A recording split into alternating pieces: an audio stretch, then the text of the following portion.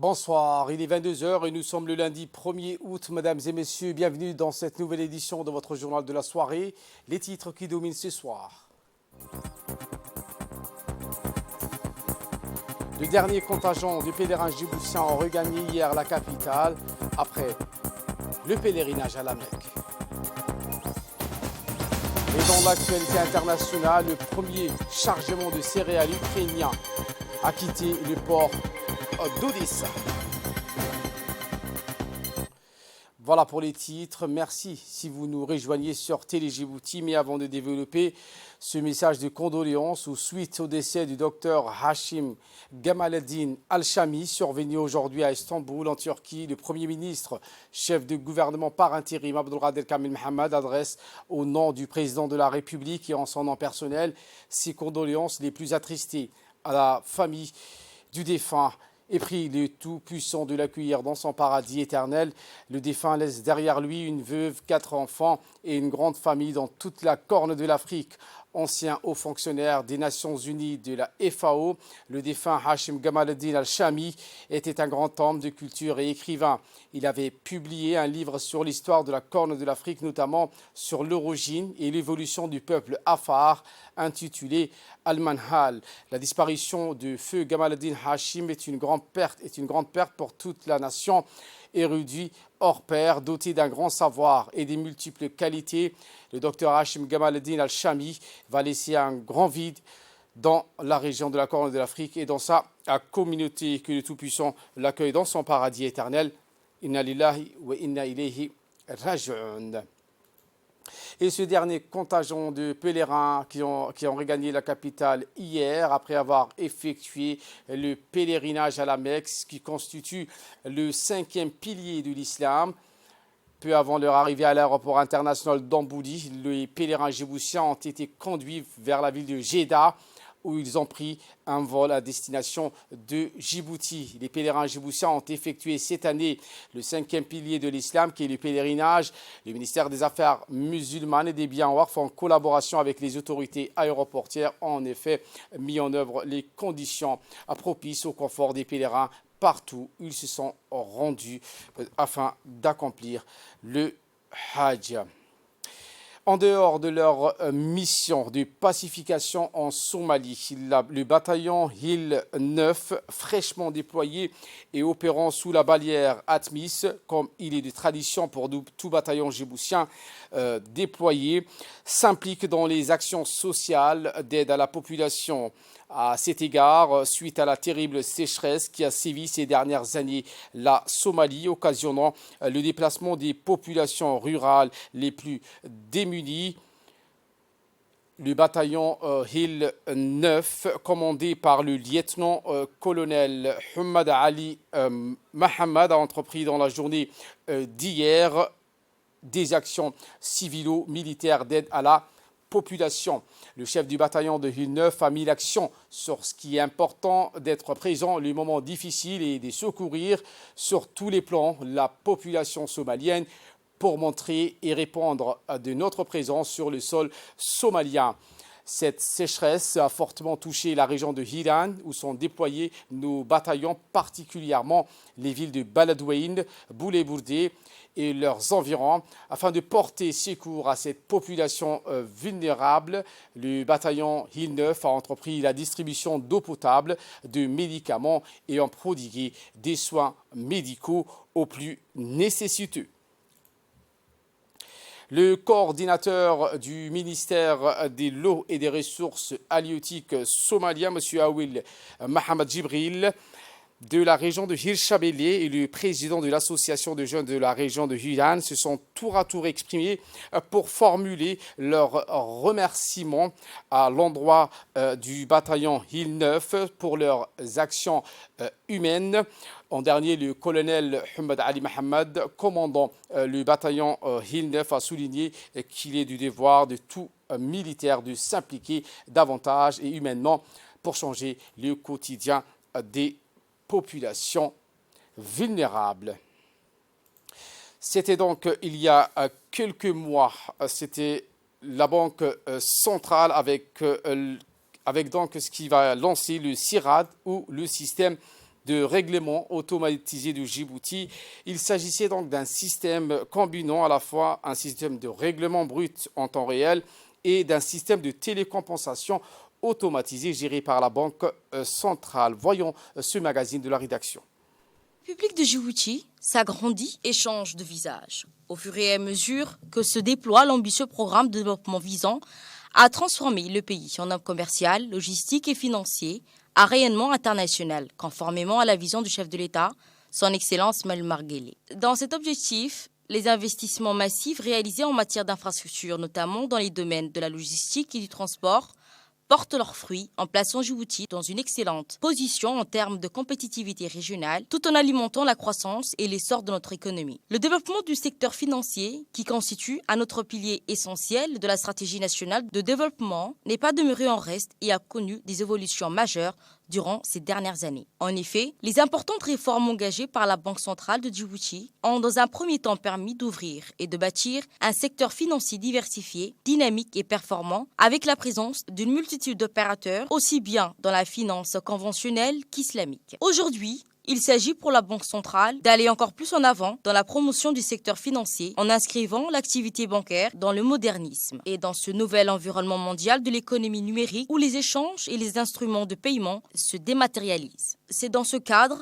que la Banque centrale a lancé, avec l'appui de la Banque mondiale, un vaste chantier de modernisation de l'architecture et des infrastructures financières nationales dont la première phase vient de s'achever avec la mise en place d'un nouveau système. La Banque centrale a mis en place un nouveau système national de paiement, SIRAD, qui va permettre aux opérateurs économiques et financiers du pays d'effectuer en toute sécurité et en temps réel des transactions financières de grande valeur et des règlements interbancaires urgents. Cette solution novatrice va fournir en temps réel les traitements électroniques sans défaut des transactions financières dans l'économie. Ce système consiste bien sûr à mettre en place un système de règlement en temps réel pour les opérations de grande valeur et d'importance systémique, couplé d'un système de compensation offrant un dispositif de compensation automatisé pour les opérations de faible valeur. Comme vous le savez, par exemple, dans l'ancien système, les règlements par chèque se faisaient 48 heures sur 48 heures. Donc, on avait des règlements. Le client lambda était payé après 48 heures. Donc, mais avec ce système, le règlement par chèque et par tout autre instrument de paiement se font en temps réel, à l'instant T. Cette nouvelle acquisition de la Banque centrale se nomme ATS+. Il intègre le règlement brut en temps réel, connu dans son acronyme RTGS, la compensation automatisée pour tous les paiements de masse. Il consiste dorénavant à connecter la Banque centrale aux différents participants, à savoir les institutions financières, les agences gouvernementales et les établissements de monnaie électronique. Comment cela fonctionne-t-il alors? Les systèmes de paiement et de règlement ATS sont opérationnels à la Banque centrale. Les participants sont les banques commerciales et les opérations traitées sont les virements. Les opérations sont transmises pour validation au niveau des postes de travail contrôleurs. Leur saisie des opérations est effectuée sur des postes de travail et après leur validation, les opérations sont transmises en temps réel dans le système ATS. Il va également réduire les coûts de gestion et des traitements du système et instruments de paiement, se conformant ainsi aux normes et bonnes pratiques internationales. Pour les institutions bancaires de la place, c'est la confiance du grand public qui sera renforcée dans le système économique et financier grâce aux transactions financières et commerciales fiables dans un environnement technique et juridique qui est totalement sécurisé. Aujourd'hui, plus que jamais, la République de Djibouti tourne une nouvelle page dans son histoire. Avec ce nouveau système de paiement, le secteur financier va franchir un bond important qui va contribuer par ailleurs au rayonnement du système financier afin d'atteindre les objectifs stratégiques de transformation de la place de Djibouti d'excellence, tant au niveau régional. C'est donc un projet qui s'insère dans un cadre plus large, dans une politique globale qui a été arrêtée par le chef de l'État, son Excellence M. Ismaël Omar Guelleh, dans sa vision pour Djibouti en 2035. Donc le volet banque, secteur financier en cours d'évolution s'insère donc dans cet objectif de doter Djibouti, profiter des opportunités et accompagner le développement de Djibouti. Aujourd'hui, avec l'automatisation, la Banque centrale vise l'efficacité et l'efficience, la sécurité et le traitement rapide des opérations de paiement. La mise en place des systèmes de paiement va également permettre à la Banque centrale de disposer d'un outil moderne pour conduire efficacement sa politique monétaire et contribuer au développement économique et à l'intégration bancaire nationale et sous-régionale. Cette modernisation du système national de paiement compte étendre ses ramifications à l'international avec l'interconnexion au système de paiement régional, celui du COMESA et celui de la zone de libre-échange continentale africaine, dont l'objectif est de mutualiser les paiements et de soutenir le développement des relations économiques avec l'ensemble de la région, mais aussi le continent. Cette étape de grande envergure de la Banque centrale via le cadre de la modernisation des infrastructures et de l'architecture financière nationale inscrit la République de Djibouti dans l'ère du temps.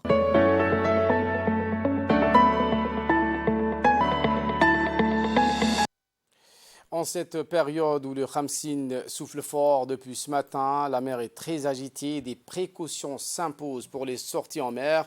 Une équipe de la radio-télévision s'est déplacée au port de pêche, point de sortie des bateaux et pêcheurs en mer pour voir les mesures en place pour la sécurité maritime durant cette période de Khamsin. Les gardes-côtes ont mis en alerte des gros moyens.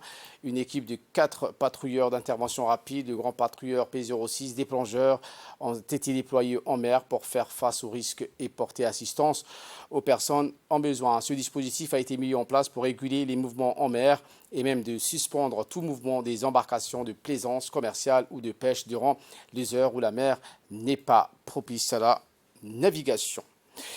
Eh bien, le lieutenant a parlé, il a indiqué, le lieutenant Mohamed Hussein de la garde-côte, et a précisé que les éléments de la garde-côte restent vigilants pour sécuriser les sorties en mer des usagers de la mer.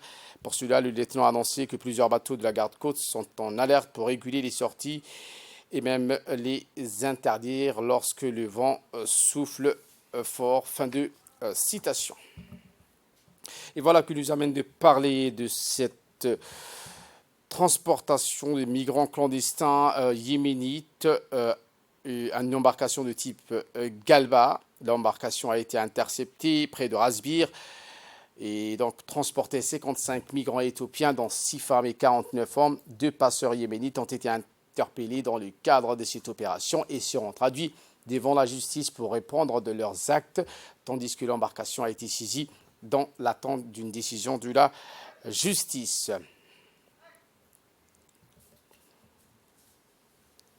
Eh bien, la contrebande est luttée par les soldats de l'école militaire de Hol. Ils ont intercepté hier une quantité énorme de plus de 1838 kg. En effet, il s'agit de 21 colis, chacune contenant plus de 120 paquets d'une valeur marchande de 2 millions de nos francs. Selon la procédure standard en vigueur, cette quantité a été transmise à la brigade de la douane qui a aussitôt calciné. À l'occasion de la remise de la saisie de la douane, le lieutenant Issaq Mohamed Issaq de l'école militaire a indiqué que malgré l'agenda chargé de la formation des militaires, les soldats de l'école mènent une lutte acharnée contre les commerces illicites. De son côté, le chef de la brigade de la douane, M. Farah Abdi Doudoub, a, au nom du directeur général de la douane et des droits indirects, M. Gouled Ahmad Youssouf, félicité les soldats de l'école militaire du président Gouled, lequel ne ménage aucun effort dans la lutte contre la contrebande.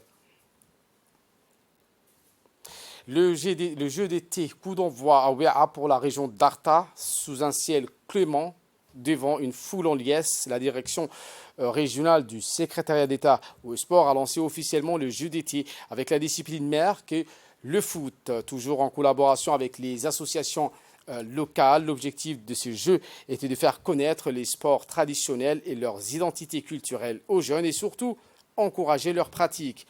Organisées sous forme de challenge ou en mode accès libre, ces compétitions ont permis de redécouvrir les jeux de stratégie et de force d'une autre époque, souvent méconnus, inconnus, voire même oubliés. des disciplines comme le shah, la bob, le riakadalis ou autres. Durant leur popularité, de leur simplicité et leur dimension tactique, elles sont idéales pour créer une ambiance conviviale et favoriser la cohésion d'équipe. Par le secrétaire d'État au sport dans toutes les régions de l'intérieur ainsi que dans la capitale. Ce sujet s'inscrit dans le cadre de l'animation de la ville et des activités sportives qui sont faites à l'endroit des jeunes. Ici à Ouéa, on a lancé les tournois. Il y a des équipes qui ont démarré, qui sont ici du quartier de Ouéa. Tout se passe très bien, tout est dans de bonnes conditions. Je vous rappelle que bientôt on va lancer aussi le tournoi d'été d'Arta, qui est un tournoi de dimension nationale, qui est à sa 30e édition, Inch'Allah bientôt. Et notre partenaire est toujours le secrétariat d'État au sport, ainsi que la fédération djiboutienne de football. Et bientôt on va démarrer ça au chef-lieu. Pour les tournois d'été, ce sera à Ouéa et à Leïta, ainsi qu'à... En nouvelle du monde, cette fois, le premier chargement de céréales ukrainiennes a quitté le port d'Odessa.